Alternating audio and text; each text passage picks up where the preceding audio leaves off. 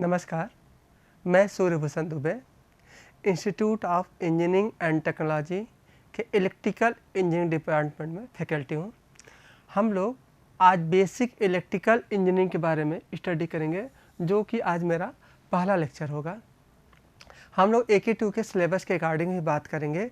जैसा आप लोगों को पता है, यह बेसिक इलेक्ट्रिकल इंजीनियरिंग सेमेस्टर 1 और सेमेस्टर 2 में चलता है। जो बच्चा सेमेस्टर 1 में पढ़ता है वो सेमेस्टर 2 में उसको नहीं पढ़ता है। मतलब आप या तो फर्स्ट सेमेस्टर में पढ़ेंगे, या अगर फर्स्ट सेमेस्टर में नहीं अगर अडॉप्ट किए हैं तो आप उसे सेकंड सेमेस्टर में पढ़ेंगे।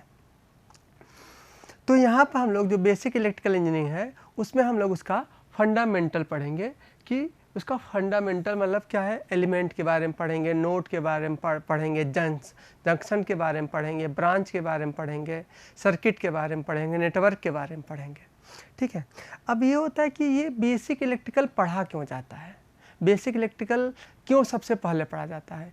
क्योंकि बेसिक इलेक्ट्रिकल के अंदर अगर आप देखेंगे, बेसिक इलेक्ट्रिकल के अंदर आपका क्या आ जाता है, नेटवर्क आ जाता है। क्योंकि बेसिक इलेक्ट्रिकल मतलब आप इसके अंदर सारे ब्रांच आ जाएंगे, मतलब सारे सब्जेक्ट आ जाएंगे, थोड़ा थोड़ा सब्जेक्ट। जैसे आपने बोला नेटवर्क आ जाएंगे। दूसरा क्या आ जाता है, इसके में आप थोड़ा बहुत मेजरमेंट भी पढ़ लेते हैं बेसिक इलेक्ट्रिकल के अंदर, ब्रीफ में, मतलब बहुत डिटेल में नहीं पढ़ा जाता लेकिन ब्रीफ में पढ़ा जाता है।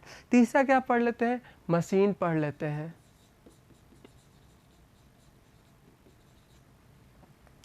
थोड़ा बहुत आप लोग इसके बारे में पावर सिस्टम के बारे में पढ़ लेते हैं।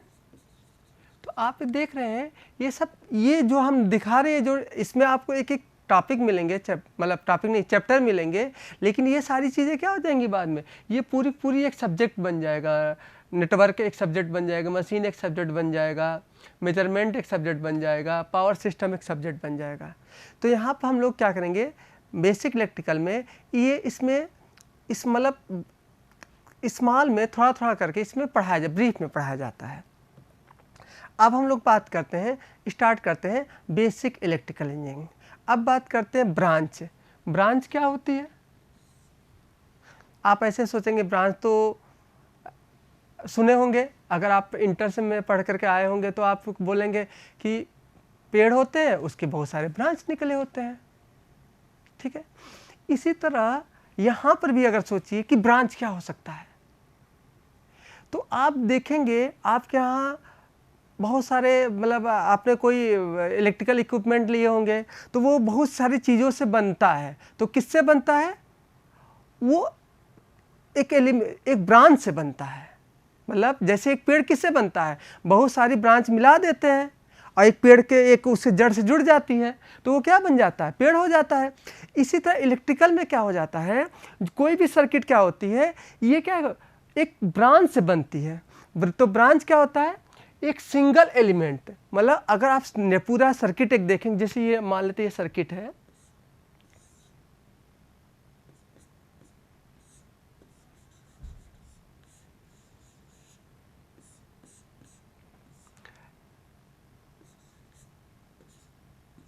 ये एक सर्किट है। तो ये सर्किट किससे बना है, इस R से बना है, L से इंडक्टर से बना है, कैपेसिटर से बना है और वोल्टेज सोर्स से बना है। तो क्या हुआ, तो ये सारी चीज़ें क्या, ये सिंगल एक एक एलिमेंट है। तो इस एलिमेंट को हम क्या बोलते हैं, ब्रांच कहते हैं। वही हमने लिखा है किसी सर्किट में, मतलब ये आपका क्या है, सर्किट है। अभी हम लोग और स्टडी करेंगे कि क्या सर्किट होता है, क्या नेटवर्क होता है। पहले हम लोग ब्रांच पढ़ते हैं, पहले सर्किट तब जानेंगे जब ब्रांच समझ जाएंगे। तो क्या हुआ, किसी सर्किट में single element RLC voltage source को हम क्या बोलते हैं, ब्रांच बोलते हैं। ठीक है। यह दो नोड के बीच पाथ बनाता है। अभी आप लोग को नोड भी नहीं पता होगा, लेकिन अब ये समझिए कि नोड क्या होता है। मतलब यहाँ से यहाँ ये क्या आपका, ये जो आपका जहाँ जहाँ ये कनेक्ट हो रहे हैं वो क्या है, नोड है। तो इन दोनों के बीच में क्या बना रहा है, एक रास्ता बना रहा है। तो इसको क्या बोलते हैं, हम लोग ब्रांच बोलते हैं। आप ब्रांच को सिंपल बोलिए कि एक सिंगल में, मतलब जिससे क्या बनता है, सर्किट बनता है, जिस एलिमेंट से सर्किट बनता है उसको ब्रांच बोलते हैं। ठीक है। तो इसके एग्जांपल क्या है, आपके रेजिस्टेंस है, कैपेसिटेंस है, अब आप यहाँ आप सोचेंगे यहाँ रजिस्टर लिखा है। रजिस्टर क्या होता है? एक एलिमेंट होता है। रेजिस्टेंस क्या होती है? उसकी प्रॉपर्टी होती है। इसी तरह कैपेसिटर क्या होता है? एक एलिमेंट होता है। कैपेसिटेंस क्या होती है? उसकी प्रॉपर्टी होती है। इस तरह इंडक्टर क्या होता है? एक एलिमेंट होता है। इंडक्टेंस क्या होता है? उसकी प्रॉपर्टी होती है। तो ये क्या होता है? R L C voltage source, current source को हम लोग क्या बोलते हैं? ब्रांच बोलते हैं। ठीक है। अब एक लाइन हमने बोल दिया भाई एलिमेंट क्या होता है। अभी हमने बोला एलिमेंट से बनता है, हमने क्या पढ़ा? ये RLC एलिमेंट है। अब आप कहेंगे भाई एलिमेंट क्या होता है, तो थोड़ा सा हम समझते हैं कि एलिमेंट क्या होता है।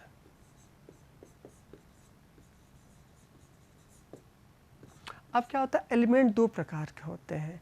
एक होता है एक्टिव एलिमेंट,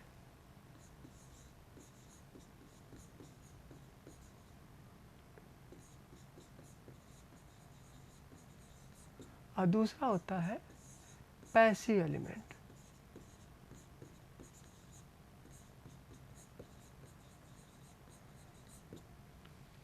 ठीक है। अब बात करते हैं एक्टिव एलिमेंट किसको कहते हैं।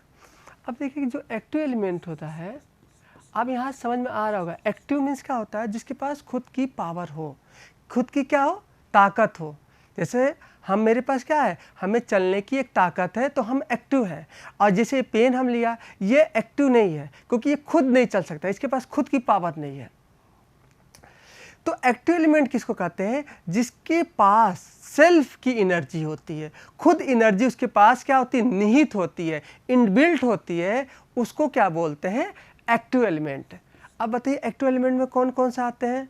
तो क्या आ जाएगा? वोल्टेज सोर्स आ जाएगा, क्योंकि वोल्टेज सोर्स के पास खुद की वोल्टेज पावर होती है। दूसरा क्या हो जाएगा? करंट सोर्स होगा। ठीक है। तो आपने पाया कि एक्टिव एलिमेंट वो होते हैं जिसके पास खुद की पावर होती है या किसी सर्किट में करंट फ्लो होने के लिए एनर्जी देती है। क्लियर है? अब बात करते हैं पैसिव एलिमेंट की।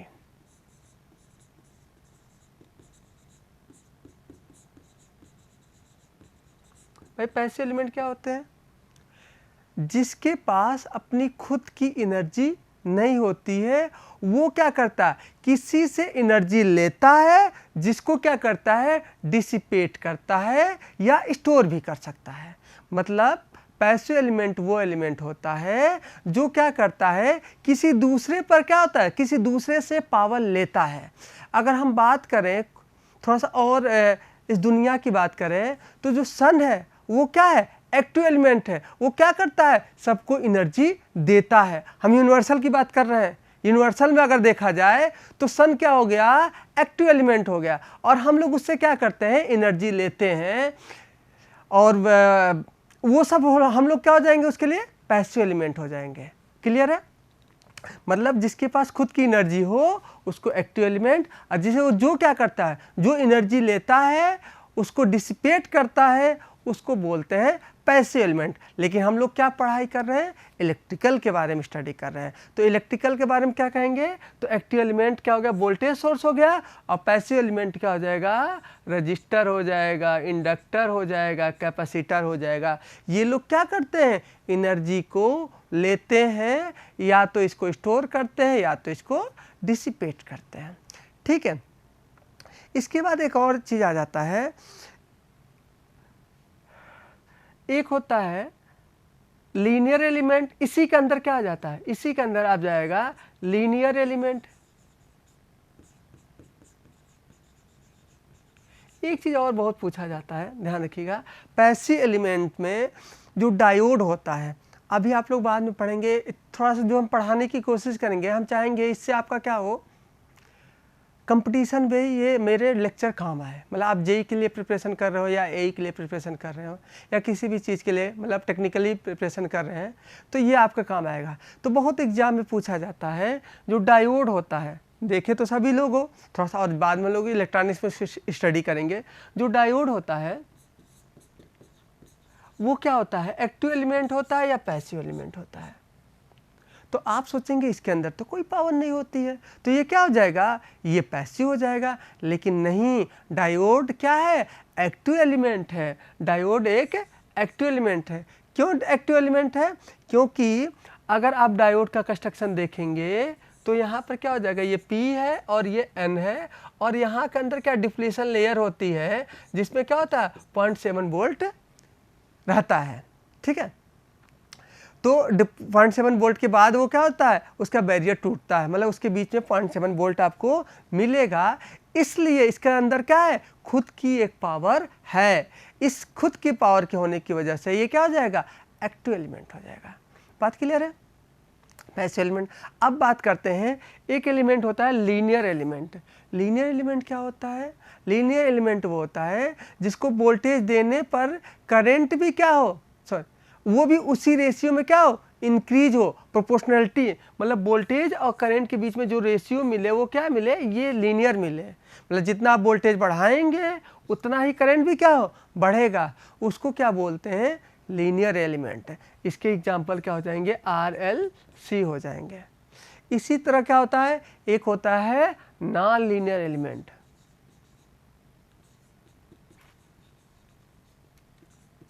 नॉन लीनियर एलिमेंट किसको कहते हैं, जिसको वोल्टेज देने पर, बढ़ाने पर करंट उसी के प्रोपोर्शनल ना बढ़े। जैसे इसमें क्या होगा, यहाँ अगर आप देखेंगे B प्रोपोर्शनल टू I आएगा, लेकिन नॉन लीनियर में क्या होगा, आप वोल्टेज तो बढ़ाएंगे बट करंट उस रेशियो में इंक्रीज नहीं होगा, मतलब वो नॉन लीनियर होगा। तो यहाँ पर अगर इसका ग्राफ देखेंगे, वोल्टेज और करंट के बीच में देखेंगे तो ये ऐसे कुछ आएगा। तो इसका कौन सा एग्जाम्पल हो जाएगा, अगर इसका एग्जाम्पल आप सोचेंगे तो इसका एग्जाम्पल आपका डायोड हो जाएगा।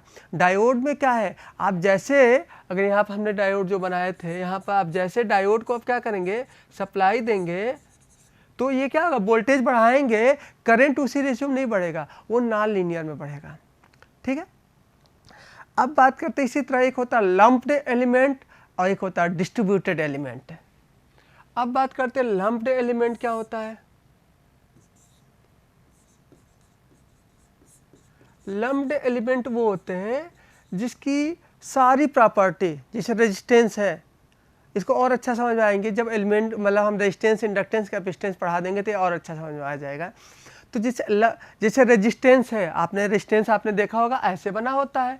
तो ये रेजिस्टेंस क्या होता है, ये पूरा इतनी दूर तक नहीं फैला होता है, ये एक छोटा सा पार्ट में क्या होता है, वो पूरी उसकी रेजिस्टेंस वाली प्रॉपर्टी निहित होती है। जैसे अगर हम बोलें एक इंसान के अंदर उसका दिमाग कहाँ होता है, तो आप बोलेंगे हाथ पैर में थोड़ा ना होता है, उसका सारा माइंड, सारा जो सोचने की थिंकिंग है वो कहाँ पर होता है, यहाँ पर होता है। तो सब कुछ कहाँ पर है, यहाँ लम्प्ड है, मतलब इस दिमाग के अंदर है, मतलब इस सर के अंदर ही पूरी क्या है, थिंकिंग करते हैं। तो जो लम्प्ड एलिमेंट किसको कहते हैं, जिसकी सारी प्रॉपर्टी एक जगह निहित हो। तो ये जो रेजिस्टेंस हमने दिखाया यहाँ पे ऐसे नहीं फैली होती है, ये एक जगह बस होती है, एक, मतलब अगर आप देखेंगे ये छोटी सी जगह पर पूरी रेजिस्टेंस होती है। तो जो R और LC होती है वो क्या होती है, लम्प्ड एलिमेंट होता है। क्लियर है, क्योंकि सारी वहीं पर होती है। अब बात करते हैं, इसका एग्जांपल है, आप ऐसे याद कर सकते हैं, हम लोग का जो माइंड है या सोचने की थिंकिंग है वो कहाँ सोचते हैं, यहाँ से, सर से सोचते हैं। तो ये सारा चीज़ क्या है, इसको हम लम्प्ड एलिमेंट, मतलब सारा जो थिंकिंग है वो क्या है, इस सर के अंदर है, तो ये लम्प्ड है। लम्प्ड मतलब एक जगह इकट्ठा है। ठीक है, अब बात करते हैं, तो इस लम्प्ड एलिमेंट के अंदर इलेक्ट्रिकल में कौन कौन सा आते हैं, R आते हैं, L आता है, C आता है। ठीक है, अब बात करके ये एग्जाम में आता है, कंपटीशन एग्जाम में आता है, ध्यान रखिएगा। अब बात करते हैं डिस्ट्रीब्यूटेड एलिमेंट। अब आपको समझ में आ गया होगा कि डिस्ट्रीब्यूटेड मीन्स वो, मतलब उस एलिमेंट की सारी प्रॉपर्टी क्या हो, पूरी जगह फैली हो, मतलब ऐसा एलिमेंट जिसकी सारी प्रॉपर्टी उस होल सिस्टम में क्या हो, फैला हो।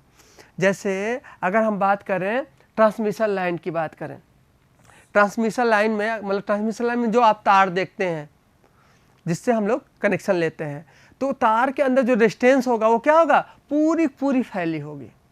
तो वो क्या होगा, ट्रांसमिशन लाइन क्या हो गया, किसका एग्जाम्पल हो गया, ट्रांसमिशन लाइन डिस्ट्रीब्यूशन का एग्जाम्पल हो गया, डिस्ट्रीब्यूटेड एलिमेंट का एग्जाम्पल होगा। अगर हम और हम सोचें कि मेरा जो ब्लड है इस शरीर के अंदर क्या है, लम्प्ड है क्या डिस्ट्रीब्यूटेड है, तो आप खुद सोचिए, आप पाएंगे मेरा जो ब्लड है इस पूरे होल शरीर में क्या है, फैला हुआ है। इसलिए वो क्या है, जो आपका ब्लड है वो डिस्ट्रीब्यूटेड है और जो मेरी थिंकिंग है वो लम्प्ड है।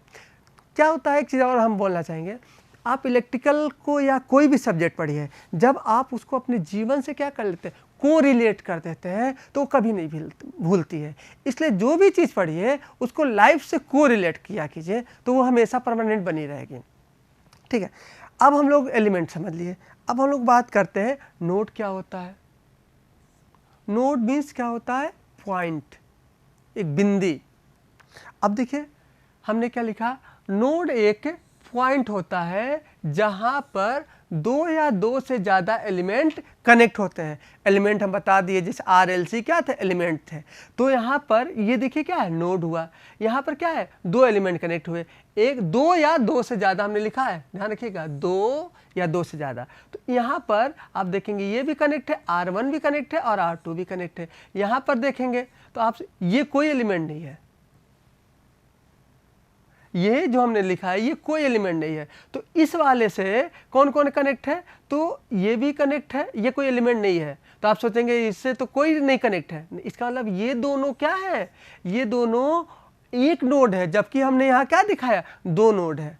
ये कंफ्यूजन होता है कि आप लोग सोचते हैं कि ये अलग अलग नोड है, क्योंकि हमने एग्जाम्पल क्या दिया, जहां दो या दो से ज्यादा। तो अगर आप देखिए यहां से इस पॉइंट से कौन कनेक्ट है, ये तो कनेक्ट है, ये कोई एलिमेंट नहीं होता है, ये कोई एलिमेंट नहीं, ये वायर कोई एलिमेंट नहीं है। ठीक है, तो हमने लिखा दो या दो से ज्यादा, इसका मतलब ये कोई भी एलिमेंट नहीं है, इसका मतलब ये क्या है, ये पूरा पूरा एक नोड है। हमने क्या लिखा है, जहां दो या दो से ज्यादा एलिमेंट क्या होते हैं, कनेक्ट होते हैं। तो अगर आप देखिए तो यहाँ आपका वोल्टेज सोर्स और R1 जुड़ा है, तो ये एक नोड हो गया। और यहाँ पर ये पूरी पूरी क्या है, ये पूरा पूरी, यहाँ से अगर आप देखेंगे तो ये सारा एक है, क्योंकि ये कोई तो एलिमेंट होता नहीं है। तो ये क्या है, ये नोड 2 हो गया, और ये क्या हो गया आपका, नोड 3 हो गया।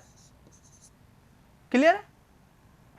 तो यहाँ हमने नोड का डिफिनेशन क्या दिया, नोड वो पॉइंट होता है जहाँ दो या दो से ज़्यादा एलिमेंट कनेक्ट होते हैं। इसे ध्यान रखिएगा, इसके आगे हम जंक्शन लिखा रहे हैं। आप बोलेंगे जंक्शन भी एक पॉइंट होता है, ये एग्जाम में बहुत पूछा जाता है कि जंक्शन का डिफिनीशन या नोड का डिफिनीशन, दोनों एक ही देखा जाए तो दोनों एक चीज़ है, लेकिन दोनों में क्या है, डिफरेंस है। वहाँ पर हमने क्या लिखाया था कि जहाँ पर नोड में कि दो या दो से ज़्यादा पॉइंट, दो या दो से ज़्यादा एलिमेंट क्या होते हैं, कनेक्ट होते हैं। जबकि जंक्शन में क्या होता है, जहाँ जंक्शन एक पॉइंट है होता है जहाँ पर तीन या तीन से ज़्यादा, ध्यान रखिएगा, उसमें क्या लिखा था, दो या दो से ज़्यादा, जबकि यहाँ पर क्या है, तीन या तीन से ज़्यादा। तो अगर आप ध्यान देंगे तो ये तो हम समझा दिए थे, ये सारा क्या है, ये एक पूरा नोड है, और ये क्या है, ये भी नोड है, सॉरी ये पूरा पूरा नोड है। तो यहाँ पर क्या हुआ, अगर आप देखेंगे तो ये कैसे कनेक्ट होगा, अगर आप इसको और देखेंगे तो यहाँ पर ये सारे एक पॉइंट है, ये पूरा पूरा। तो इस पॉइंट पर कितने लोग कनेक्ट हैं, R2 कनेक्ट है, R3 कनेक्ट है, एंड ये सोर्स करंट। तो ये क्या हो गया आपका, ये आपका जंक्शन पॉइंट हो गया। ठीक है, एक दूसरा एग्जाम्पल दे रहे हैं।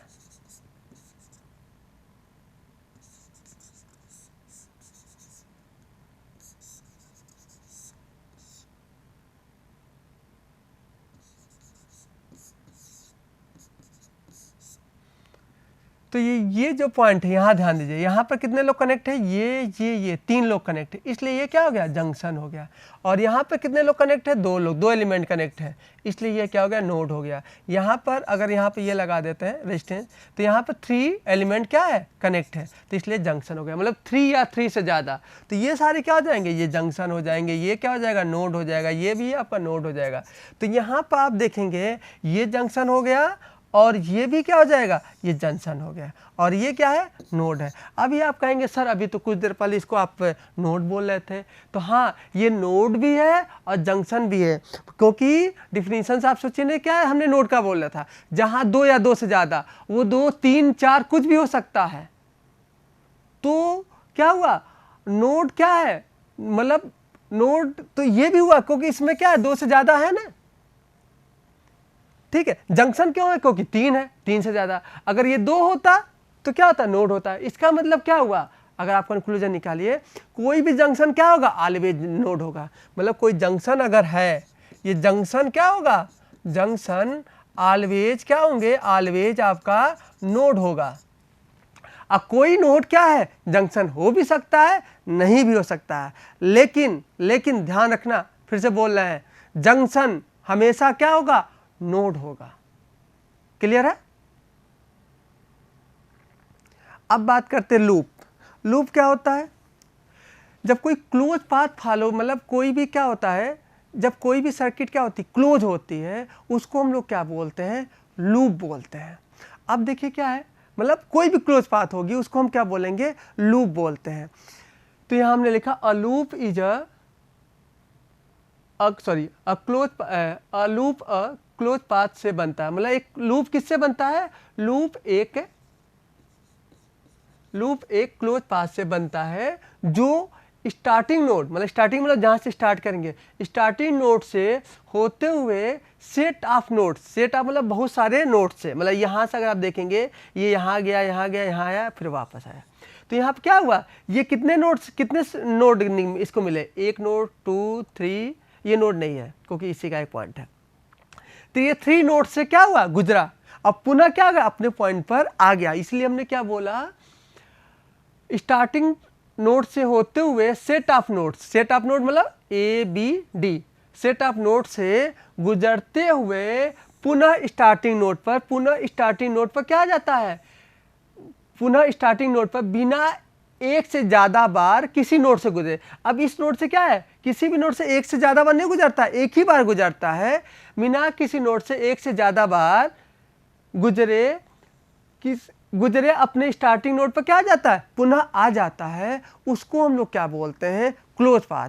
ऐसी क्लोज पाथ को क्या बोलते हैं, लूप बोलते हैं। मतलब ये मत सोचिए कि ये यहाँ गया, फिर यहाँ गया, फिर यहाँ गया, फिर यहाँ गया, यहाँ गया, फिर ऐसे होकर पुनः वापस आ जाए, नहीं। किसी नोड को वो एक बार से ज़्यादा नहीं पास होना चाहिए। जैसे वो B से गुजरा तो पुनः B से वो वापस B पर नहीं आएगा, B पर वो पुनः अपनी A पर आएगा, ठीक है। मतलब फिर से 20 होकर जाएगा तो वो क्लोज पाथ नहीं माना जाएगा, समझ आया। वही हमने लिखा है, एक लूप क्या होता है, एक क्लोज पाथ होता है, क्लोज पाथ से बनता है जो स्टार्टिंग नोड से होते हुए सेट ऑफ नोड से गुजरते हुए पुनः स्टार्टिंग नोड पर बिना एक से ज़्यादा बार किसी नोड से गुजरे स्टार्टिंग नोड पर आ जाता है, समझ आया। तो ठीक है, तो इस प्रकार हम क्या बोल सकते हैं, any close path in a circuit is a called loop. मतलब कोई भी क्लोज पाथ होता है, उस क्लोज पाथ को क्या बोलेंगे हम लोग, लूप बोलेंगे। तो अगर आप ध्यान से देखिए तो लूप क्या है, एक लूप तो ये बना ABD एंड A, दूसरा क्या बना BC, एक यहाँ भी आप देख सकते हैं, नहीं यहाँ पर ये नहीं होगा क्योंकि यहाँ कुछ एलिमेंट नहीं है इसलिए कोई नोड नहीं होगा, BC एंड D। और एक क्या हो सकता है, एक देखिए यहाँ से ABCD एंड A, मतलब एक क्लोज पाथ, एक तो छोटा छोटा क्लोज पाथ बना और एक क्या हो गया, बड़ा सा क्लोज पाथ बना। तो इसके अंदर कितने क्लोज पाथ बने, 3 क्लोज पाथ बने। क्लियर है। अब बात करते हैं मेश की।